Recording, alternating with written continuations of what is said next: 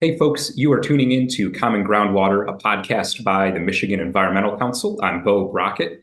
If you've tuned into our podcast before, you know that we talk about environmental issues that are felt across the state of Michigan. We go deep into the nuance, talk about their complexities, their challenges, their solutions, and then we try to bring out the story about those environmental issues that kind of connect us all together. I am joined by David Swan of the Saugatuck Dunes Coastal Alliance for the third episode in our mini series, Gears in the Sand, where we talk about the intersection of conservation and of development, particularly in the context of dunes. David, thanks so much for being here today. Yeah, thanks for having me on. Good to see you again. Yeah, good to see And you. thanks for doing this series. I've listened to the first two episodes and they've been terrific. So thank you for what Oh, you're doing. that's great. Well, thank you so much for that. I appreciate it. And I have to say, too, I don't know what it's like where you're at, but it's actually a perfect day to go to the dunes. It's like Oh, mid-70s yes, right it is. now. Yes, I've been out there a couple times already today. So yes, Oh, there we yes, go. There we it's go. quite windy at the top of the dunes, but I like that. Yeah, that is true. It's very windy out here in Lansing today as well. Yeah. Well, as you kind of mentioned, David, this is the third episode in our series. In our first episode, we talked with Tanya Kavala of the West Michigan Environmental Action Council. She kind of talked about the political history, the geological history, the social history of dunes. And then in our second episode, we talked with Emily Smith, my colleague at the Michigan Environmental Council, about some of the challenges dunes face and some of the solutions that are being proposed by lawmakers. So I thought for today's episode, we would kind of contextualize all of that and kind of put it all, give it all some visualization as best we can on a podcast. And I thought there'd be no better place than Saugatuck and no better person than you. So Oh, thank you. I'm really excited to talk today. But since I'm sure not all of our audience members know you or your organization, would you maybe mind first kicking us off, talking a bit about yourself and the Saugatuck Dunes Coastal Alliance? Sure. So I'm David Swan, president of the Saugatuck Dunes Coastal Alliance. I founded the Coastal Alliance in 2007 with a group of local leaders. We recognized that in our community, uh, a number of local groups had formed in a reactive way to proposed development. And a few of us had recently read the Tri-Community Master Plan. Every community has to have a master plan, which is kind of their economic vision for where the community should go, where development should occur, where it should not occur. Um, and it's really that community vision. So a few of us read it and were completely wowed by the progressive vision laid out in that document. And so we thought, what we need is a proactive land use organization, not a reactive, but a proactive land use organization that really tries to implement that vision of policy that we found in the Tri-Community Master Plan. So we came together and decided to start the Saugatuck Dunes Coastal Alliance. And about that same time is when um, Aubrey Kerr McClendon came along and acquired the mouth of the Kalamazoo River, and that kind of set us up for our main focus over the last 17 years. Yeah, I think this, I'm sure we'll get into it later, but I think this really speaks to something I even realized when I visited Saugatuck about a month and a half ago with you and some others, and we took a dune tour, was just the breadth of folks who are vested in Oh, protecting the yes. dunes within the Saugatuck area, that tri-community area. Really impressive. Uh, and for those who haven't yet visited Saugatuck, or Douglas or the communities surrounding. Could you give folks a sense, just a little bit of like a quick visualization of what that dunes landscape looks like? Sure. The Saugatuck area for the past 140 years has really focused on trying to protect these natural areas. So in 1886, the city of Saugatuck acquired the tallest dune uh, uh, directly west from downtown Saugatuck. Mount Baldhead, Mhm. and they acquired it in 1886, specifically to be a tourist park to draw tourists up from Chicago. And that's worked very well for our community for the last 140 years. So we have Mount Baldhead Park. To the west of that is Oval Beach, which the city of Saugatuck um, designated as a tourist beach in 1932. It's about 40 acres. Mount Baldhead is about 80 acres. We do see some houses to the south, but the city of Saugatuck was smart enough to say, we will allow you to build some houses in there, but you need to give back to the community and put in a trail system. And then to the immediate north of Oval Beach is the Saugatuck Harbor Natural Area, which is a 177 acre designated natural area, has remarkable interdunal wetlands that professors have been studying for about the last 15 years, and they've found them to be some of the most biologically diverse interdunal wetlands anywhere in the Great Lakes area. Um, Separating the Saugatuck Harbor Natural Area and Oval Beach is where the river used to enter the Big Lake, Kalamazoo River. The Army Corps of Engineers uh, dredged a new channel in 1906. So the old river mouth closed off and formed an oxbow lagoon. Well, on that oxbow lagoon is the 100-year-old uh, summer art colony, Oxbow School of Art, and it's affiliated with the Oxbow, or it's affiliated with the Chicago Art Institute. Um, I was actually just there this afternoon for a meeting. It is, I get chills just describing it. It's otherworldly. It is out of time. It is 100-year-old cabins uh, which house artists. There's a glass blowing institute facility. There's a print studio. Um, there are a number of art installations around, and it's surrounded by uh, this natural environment of Mount Baldhead, Oxbow, uh, Oval Beach, and Saugatuck Harbor Natural Area. So all of those natural areas are to the south of the new channel, the new river mouth. Immediately to the north is a spectacular dune land with more interdunal wetlands. Unfortunately, Aubrey Kerr McClendon, self-proclaimed world's biggest fracker, Forbes magazine's quote, America's most reckless billionaire, acquired it, disrupting a 60-year effort to turn it into public land. Aubrey tried unsuccessfully for about 15 years to put in a marina development. When he passed in March of 2016, his family flipped it to another developer, Jeff and Peg Padnos, who own North Shore of Saugatuck, acquired it. And they're trying to move forward with McClendon's plan of putting in a marina. Immediately north of that is the Patty Burkholz Natural Area, which is part of Saugatuck Dunes State Park, which is 1,000 acres of rolling dune land. It has some parabolic dunes structures, really breathtaking dune land, and that is the landscape I am so fortunate to call home, and has really helped drive our local tourist-based economy and increase our quality of life. And really, I like to think, act as an example to other small coastal communities as to what a community can do to protect their local landscape.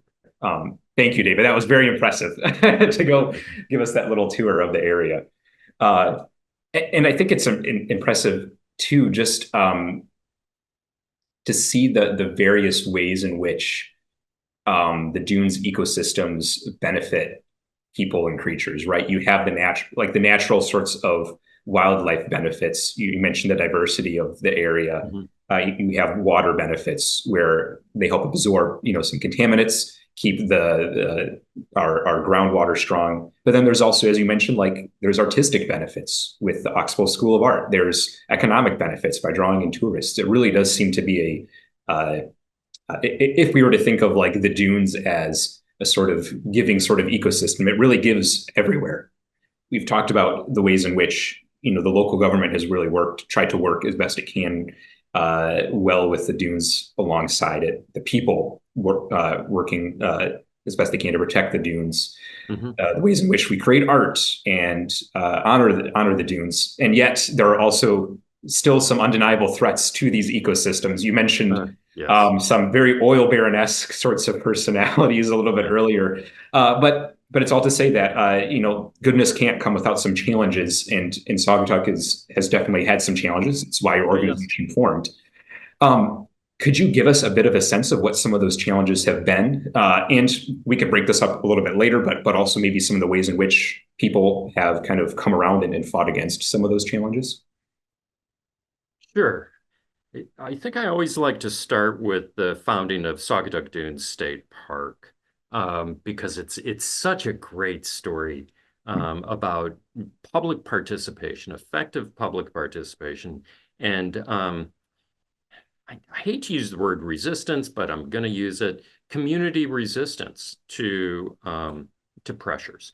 Hmm. But the state DNR came up with the idea of a 1,500 car parking lot on the beach and a dune buggy scramble area. So the local reaction was immediate and nearly unanimously negative. And to the state's credit, the state said, "Okay, um, you guys figure it out. We won't go forward with that plan." And so they tasked local citizens with coming up with a state park advisory committee, Michigan's first ever state park advisory committee. And it was that committee's um, task to come up with the master plan. And it was chaired by a local politician, Patty Burkholz. She was a Saugatuck Township commissioner at that point, or parks commissioner. And for listeners, younger listeners, Patty ended up becoming our state rep, state senator, and then director of the Great Lakes. Incredible politician. Um, so Patty led the committee, and over the course of 2 years, they talked to a number of people, and they came up with the idea that it would be a low impact, no overnight camping, one of the only state parks in Michigan that has no overnight camping, and it would be for quiet reflection and nature study. It took 6 more years to designate the south end of the park designated natural area. I want to say there are only about 46 legally designated natural areas in the state of Michigan. There should be a lot more, but we're fortunate to have what is now known as the Patty Burkholz Natural Area. Natural area. So that really that controversy really showed what our community was capable of, to say no to one idea and come up with a plan that really worked for everybody and really take ideas into consideration, a number of ideas into consideration. And then other members of the founding board of the Coastal Alliance had also been successful in their public policy and public participation advocacy. There was a proposed McDonald's in downtown Saugatuck, which is feels like a really authentic 19th century tourist town. We really pride ourselves on that. Well, Mhm. McDonald's wanted to come in and put a drive-through in. And to the city's credit, the Planning Commission came up with an ordinance saying no drive-up windows in downtown Saugatuck. Well, that eliminated McDonald's. McDonald's couldn't sue us because it was a local ordinance that applied to everybody. Um, So we were successful in stopping that McDonald's. There have also been a couple of proposed truck stops at our interchanges, and neighborhood groups have stepped up to stop that as well. So those instances kind of went into the foundational thinking of the Coastal Alliance and our efforts to protect the river mouth from Aubrey Kerr McClendon's plan to dredge a 70 slip marina, ringing it with a 9.5-story hotel, which would have been the tallest structure between, I think, Gary and the bridge, that close to the big lake. And after Aubrey passed in 2016, and his family flipped it to local developers, Jeff and Peg Padnos, working with the Bosgraf family and their attorney, Carl Gabriels of Holland. They have brought forth a similar plan of a 50 slip marina that it would be 1,600 feet long, 200 feet wide, 20 feet deep, and it would eliminate 6.5 acres of Michigan's critical dunes. It would change the hydrology of the area and drain interdunal wetlands. It would destroy the archaeological site of Singapore, and it would threaten the cultural values of the traditional cultural property of the Potawatomi, threatening lake sturgeon, wild rice, burial grounds. And so that's kind of the history of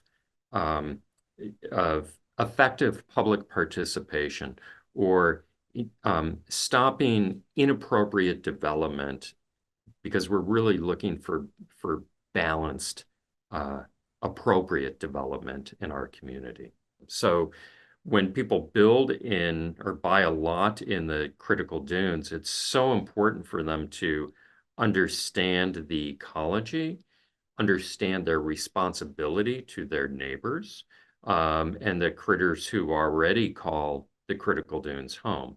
And the Coastal Alliance has been voicing concern to Eagle lately about some proposed houses out at the river mouth, with their plans to just build a pretty sizable structure with lots of impervious surfaces, and then come back in and replant native vegetation by making it so that there's impervious surfaces. It just changes the whole system. It creates habitat fragmentation. Yeah. At the top of the podcast, we talked about how Saugatuck is a bit of an exemplary sort of area of a duneside community, right? Where how the community itself and the natural landscapes are very much, I guess, maybe codependent. Now, that doesn't feel like the right word, but benefit from one another real well. Yeah, it's a symbiotic relationship. Yes, that's there. That's the word you're looking for. My biology class. Yeah. But at the same time, as we heard from Tanya and from Emily, that like these issues that you talked about with Saugatuck are a bit of exemplars in themselves of some of these larger issues felt across the coastline of the Lower Peninsula and parts of the Upper Peninsula. I'm itching to share a lot more, but I know we also need to hit our intermissions. So for folks in the audience, I'm going to send us off real quick. You'll hear a quick word from our sponsor, CalSec Incorporated, which is a B corporation in Kalamazoo. And then we'll be right back to talk a bit more. Stay tuned. The Common Groundwater podcast is brought to you by CalSec, an international company headquartered in Kalamazoo that provides expertly crafted ingredients that help food and beverages look better, taste better, and last longer, all naturally. CalSec has set aggressive goals to send zero waste to landfills by 2030 and to create net zero greenhouse gas emissions by 2050. You can learn more at calsec.com. Hey folks, welcome back. You are tuning in to Common Groundwater, podcast by the Michigan Environmental Council. I'm Beau Brockett, and I'm joined with David Swan of the Saugatuck Dunes Coastal Alliance. You're listening to the third episode of our Gears in the Sand mini series. And David and I left you before the break talking about Saugatuck and its surrounding communities and the ways in which those communities and the dunes ecosystems right beside them have interacted over the years. David, we left off talking a bit about some of the challenges and threats that the Saugatuck area has faced in terms of its dunes and in terms of development. Uh, was there anything else you wanted to share in terms of some of these more current sorts of situations that the Coastal Alliance and others are kind of working through? Sure. And what I talked about was the physical threats to the landscape proper. Um, but because the Coastal Alliance has really been focused on effective public participation in zoning decisions and regulatory decisions, um, there there added threats there as well. One is regarding standing. So legal standing. Uh, Standing is not supposed to be used as an obstacle to squelch public participation. But that's exactly what has happened with Saugatuck Township um, over the course of the last 15 years. Um, the township attorneys have said the Coastal Alliance does not meet the legal standard for standing. And we have appealed a number of zoning decisions. And most recently, 7 years ago, we appealed the Planning Commission's decision to grant a marina permit, a marina special approval use permit to Jeff and Peg Padnos of North Shore of Saugatuck. We appealed it to the Michigan Supreme Court. The Michigan Supreme Court, fortunately, said, yeah, we're kind of interested in this. And in July of 2022, the Michigan Supreme Court came back with their decision, and they clarified the criteria, the three criteria a community member or organization needs to meet in order to be granted legal standing. And they remanded our case back to Allegan County Circuit Court, who in turn remanded it back to the Zoning Board of Appeals, who voted 3-2 in June of this year to grant the Coastal Alliance standing. The second threat to effective public participation is SLAPP, SLAPP, Strategic Lawsuit Against Public Participation. Mm-hmm. And this happens very frequently. Developer doesn't like the effectiveness of public participation, so they decide to sue the organization or the individual who's speaking out against them. And that has recently happened with Coastal Alliance. We were sued back in June of this year, 2024, by Jeff and Peg Padnos's development North Shore of Saugatuck. And so they filed a complaint against the Coastal Alliance, and we are having to defend ourselves in court. I mean, we have a long history of effective public participation. And fortunately, the legislature right now is looking at anti-SLAPP legislation to stop frivolous, unfounded lawsuits like this to squelch the public voice. Well, I think this leads to maybe the final turn within the podcast pretty well. Before we make that turn, I do want to say too that just from hearing you speak about some of the challenges, David, like it seems to me, and correct me if I'm wrong, but maybe for other communities across the state, a third sort of challenge in addition to the more land-based issues that dunes face and the legal issues might also just be like a general organizing issue too, like the work that you and other volunteers and elected officials are doing, like that's yeoman's work over years and years and years. And I'd imagine that can feel very daunting to some folks in communities that haven't had that sort of structural sort of appreciation for the dunes as well. It's extremely daunting work. As we're talking about these organizing, zoning, legal sorts of issues that communities can face when it comes to dunes ecosystems and beyond as well. I'd like to maybe pivot us to the legislation that Emily mentioned in our last episode, Yeah. because I won't speak too much on it. I'd love to hear your thoughts first and foremost, but it seems like that legislation, these two bills, Mhm. offer some solutions to communities on those three fronts. Just for our audience, a quick little recap of those two pieces of legislation. Two West Coast lawmakers, Representative Rachel Hood from Grand Rapids and Representative Joey Andrews from St. Joseph, uh, are in the final stages of putting together some legislation um, that would uh, that would better protect our dunes, better allow communities and dunes to thrive together. But a lot of that sort of work comes largely through is in a very wonky legislative sort of way through legal definitions, through process setting, things of that nature, which ultimately lead to better dunes protections. Rep. Hood's bill focuses largely on like residential and commercial developments, better zoning around them, whereas Rep. Andrews' bill focuses more on the mining side of things. I'll stop right there, though, David. Do you have any general thoughts to share about these two pieces of legislation, first and foremost? Sure. So the two pieces of legislation, which are really terrific and timely, um, focus on critical dunes.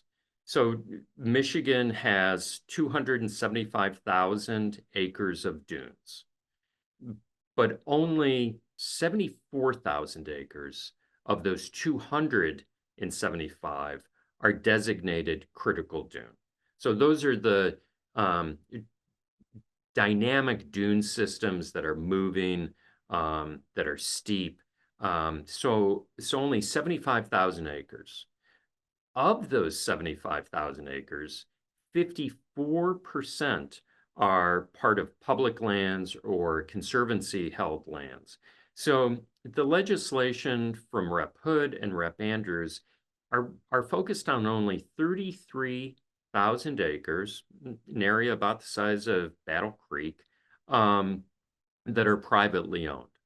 Um, so um, I'm fortunate enough to own a little cabin in a critical dune area. It's a 90-year-old cabin. It's built um, on pilings. It the original owner did not um, scrape the critical dune area clean and put in a foundation and try and make that dune area something it's not, Mhm. something like Naperville or Metro Detroit, and plunk down a house in the midst of critical dunes and only capture the view shed. We're fortunate that our dune structure is such that blowing sand blows in through the floorboards and we end up with sand throughout the house. It's just part of living in the critical dunes. And and Rep. Hood's legislation focused on it's Part 353, critical dunes, how to balance um, um, building a house and living in the dunes with um, with the responsibility of taking care of that landscape, not causing habitat fragmentation, being concerned with the hydrology, being concerned with the historic value, and with the rewriting, the cultural value. So recognizing um, uh, the tribal nations who were here before European settlement. Um, One of the things I loved about your comment earlier is looking at the law and really focusing on the language, because sometimes legal language can be a little slippery. Mhm. And the last rewrite in 2012 um, um, uh, interjected a bit too much subjectivity, and Rep. Hood aims to remove that. So, for instance, so what do I mean by slippery language? The word significant, the word minimal. What That's do those mean? subjective. Yeah. What do those mean? Especially when you're looking at the dunes, So So Rep. Hood's legislation looks to quantify. Um, um, Another piece I just spoke about, adding cultural value to the language, not just historic, um, but also adding more specific criteria regarding potential impacts to the dunes that legislators need to take into consideration. What will the impact be to natural communities? And natural communities are identified by the Michigan Natural Features Inventory out at MSU. So it's very science-based. Mhm. Impacts to natural communities, coastal processes, species, both flora and fauna, and also hydrogeological impacts. And that was really important to the Coastal Alliance. Again, using North Shore as an example, North Shore wanted to excavate 250,000 tons of sand. So folks who grew up in Michigan, we go to the beach and as kids, we build sandcastles or adults. And we like to build moats around the sandcastles. And what happens when you dig down in sand? It fills with water. Yeah. And that was our argument to Eagle that, hey, you need to look at the hydrology. If you're going to remove 250,000 tons of sand so close to interdunal wetlands, so close to the big lake, so close to the river, it's going to fill with water. Um, and we hired a hydrogeologist who did some modeling. And what this professor from MSU found was you remove that quantity of sand in that location, it's going to lower the interdunal wetlands by 14 feet. Now, North Shore did come back and change their method of excavation. So we had our hydrogeologist redo his modeling, and he found, well, they're getting better. It's gonna lower it by 7 feet. Um, so North Shore is at their third iteration, and finally Eagle did deny that permit. But it made us realize that there's such high conductivity of hydrology in the area that the law needs to take that into consideration. Unfortunately, Rep. Hood's legislation does do that. And then Rep. Andrews' bill focused on sand dune mining. Um, we encouraged the rep to include language about hydrogeology. Again, that was not um, part of 637 in the past, Mhm. sand dune mining. And also to make sure there is always a provision for public participation through hearings and also an appeal process. There's some question right now as to whether or not the citizenry, the fourth branch of government, Mhm. can appeal the state's um, mining decisions. We, Coastal Alliance and our legal team feels pretty strongly that we can.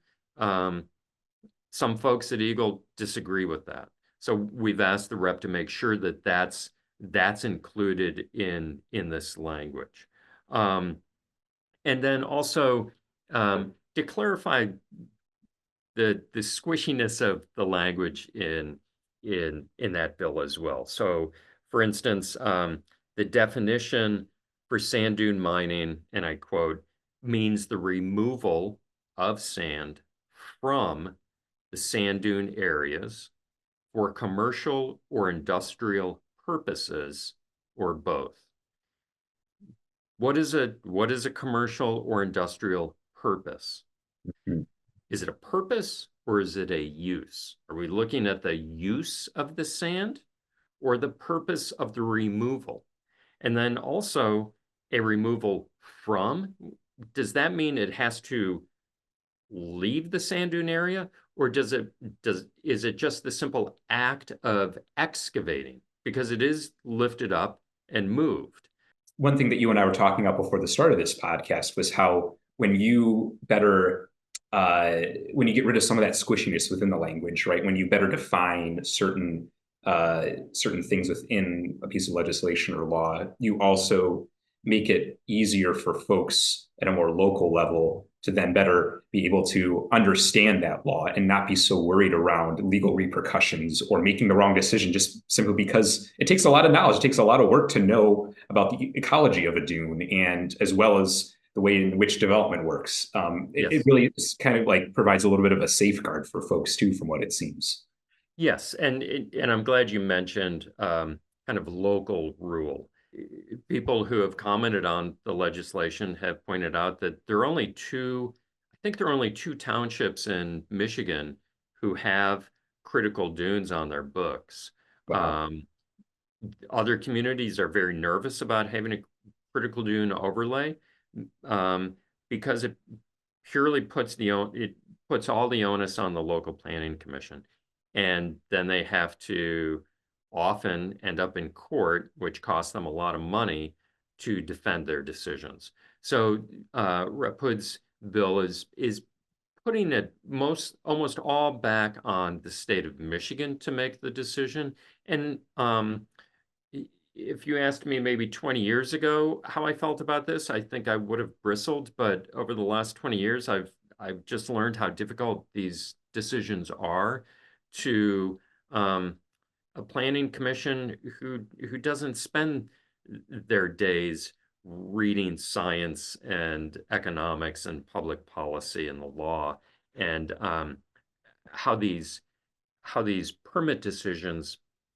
need to take all of that science into consideration.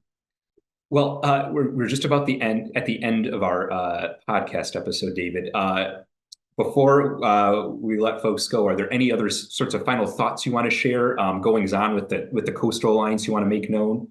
We just learned within the last couple of hours that an appeal we made to the Michigan Supreme Court about a year ago, they are appealing or they are remanding our appeal back to the appellate court. And our appeal has to do, and I mentioned it when I was talking about 637, the administrative court, which is part of Eagle, said that there's no mechanism for the citizenry to request a hearing regarding 637 sand dune mining.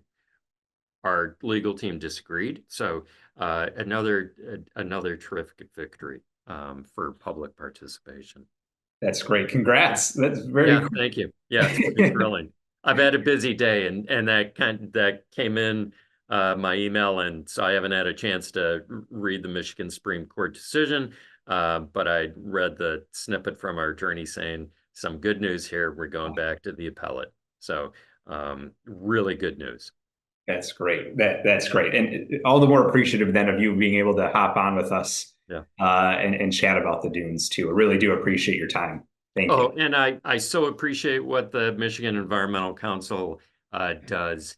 And your organization has been uh, a real partner to the Coastal Alliance and before the Coastal Alliance, concerned citizens for Saugatuck Dunes State Park. So we would not be in existence if it were not for the good work of you and many, many other people. So thank you. You are welcome. You are welcome. Uh, with that, for folks in the audience, thanks so much for tuning in as well. We really appreciate you. I'll have some links included, one to like the Saugatuck Dunes Coastal Alliance's website. So if you want to stay up to date on the legal goings on and other sorts of efforts underway, you'll have a place to do so. I'll share some other links as well that will kind of connect you to some of the stories we told, the issues we talked about, legislation. Uh, and then a big thank you as well to CalSec, our sponsor for the Common Groundwater podcast series. Again, B Corporation, based out of Kalamazoo. They're a spice company, and because they're a B Corporation, do a lot of work in sustainability of their own business operation. So much thanks to them as well. With that, folks, David, thanks again, and to the folks Thank you. listening, we'll hope to see you again.